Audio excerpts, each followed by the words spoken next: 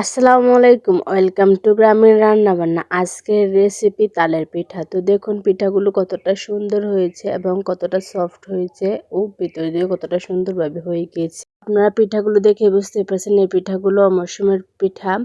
তো যখন আপনারা তাল পাকবে তখন কিন্তু ফ্রিজে অনেক দিন রেখে এই তালগুলো যে কোনো সময় পিঠা বানিয়ে খাওয়া যায়। তো আমরা এরকমভাবে তাল ফ্রিজে রেখে দিয়েছিলাম, তারপর আমরা এই পিঠাগুলো এখন বানিয়ে নিচ্ছি। তো চলুন এখন আমরা মূল রেসিপিতে যাই। তো এখানে আমি তালগুলো ফ্রিজ থেকে নামিয়ে রেখে সুন্দর করে গলিয়ে রেখেছি। তারপর এখানে আমি স্বাদ মতো লবণ দিয়ে দিচ্ছি। লবণ দেওয়ার পর এখন আমি এখানে দিয়ে দেবো স্বাদ মতো চিনি। আপনার যে যতটুকু চিনি খান অতটুকু পরিমাণে দিতে পারেন। আপনারা আপনাদের স্বাদ অনুযায়ী চিনিটা কমিয়ে বাড়িয়ে দিবেন আর কি। তো এখানে আমি চিনিটাকে সুন্দরভাবে গলিয়ে নিচ্ছি। চিনিটা গলতে যেতে একটু সময় লাগে, তো আমি চিনিটাকে সুন্দর করে দিয়ে এক সাইড করে রেখে দিয়েছি। তো আর এখানে দেখুন আমি এখানে সিদ্ধ চাল আমরা যে ভাত খাই ওই চালটা সুন্দর করে ভিজিয়ে রেখে আমি ব্লেন্ড করে নিয়েছি। একটু দানা দানা থাকবে, আমি আপনাকে রেখে দিচ্ছি। এরকম ভাবে এই চালটা দিলে আপনাদের পিঠাগুলো একটু শক্ত শক্ত থাকবে এবং অনেকটাই খেতে ক্রিস্পি ক্রিস্পি হবে এবং ভিতরটা অনেকটা নরম নরম থাকবে। আপনারা এইভাবে একবার বানিয়ে দেখবেন। তো আমি এখন এই গুঁড়িটাকে সুন্দর করে মিক্স করে নেব। যদি আপনারা তালের পিঠা শুধু আটা দিয়ে বানান দেখবেন একদম অনেকটা লেটকা লেটকা হয়ে যায়, এরকম যেন হয়ে যায়। আর আপনারা যেটা দেখতে পাচ্ছেন এটা কিন্তু তালের একটা চুলকা। তো এটা আমি ফেলে দিচ্ছি। ফেলে দিয়ে এখন আমি আবার সুন্দর করে এই ডোটাকে মেখে নেব। যে আমি আস্তে আস্তে মিশিয়ে নিয়েছি। এই পর্যায়ে আমি এখানে দিয়ে দেব আটা। আমি এখানে 2 বাটির মতো আটা দিয়ে দিচ্ছি। আটা দিয়ে এখন আমি আটাটাকে সুন্দর করে মেখে নেব।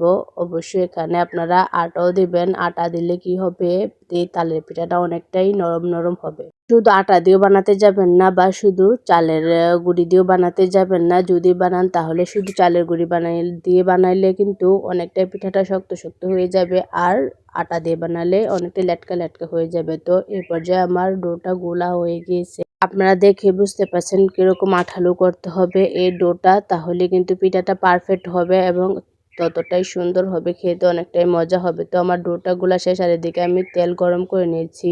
তেলটা গরম করার পর এখন আমি এই পিঠা যে শেপটা দিব আমি এটা দিয়ে দিচ্ছি। আমি এই যে দেখে দিচ্ছি, আমি 2 আঙ্গুলের ফাঁক দিয়ে কিন্তু একবার টিপ দিয়ে দিচ্ছি, তাহলে কিন্তু পিঠাটা এত্রে বেত্রে যাবে না, থেতলে যাবে না কোনো রকম, একদম সুন্দর হয়ে পড়বে এবং পিঠাগুলো দেখতে অনেকটাই সুন্দর লাগবে। এভাবে আমি এই পিঠাটা উল্টে পাল্টে কিন্তু সুন্দর করে ভেজে নেব।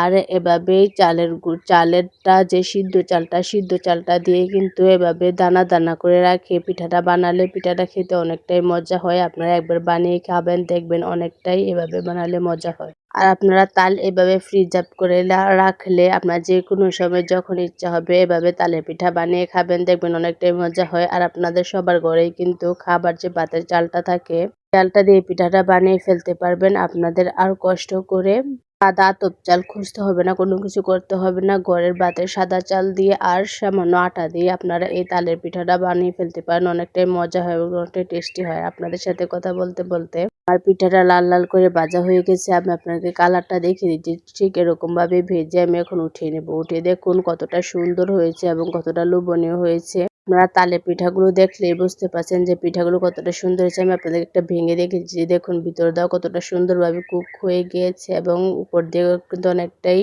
শক্ত শক্ত ভাব আছে। আর একটা পিঠা আমি আপনাদেরকে হাত দিয়ে টিপ দিয়ে দেখে দিচ্ছি, দেখুন পিঠাটা কতটা সফট হয়েছে এবং কতটা তুলতুলে হয়েছে। আপনারা একবার বানিয়ে না খেলে এর স্বাদটা বুঝতে পারবেন না। এই পিঠাটা এতটাই মজা হয় এবং অতটাই লোভনীয় হয়। যদি আমার ভিডিওগুলো ভালো লেগে থাকে তাহলে সাবস্ক্রাইব করে আমার পাশেই থাকবেন। আরও এরকম নতুন নতুন ভিডিও পেতে আমার চ্যানেলটাকে সাবস্ক্রাইব করে রাখবেন। তো ভালো থাকবেন, সুস্থ থাকবেন। আল্লাহ হাফেজ।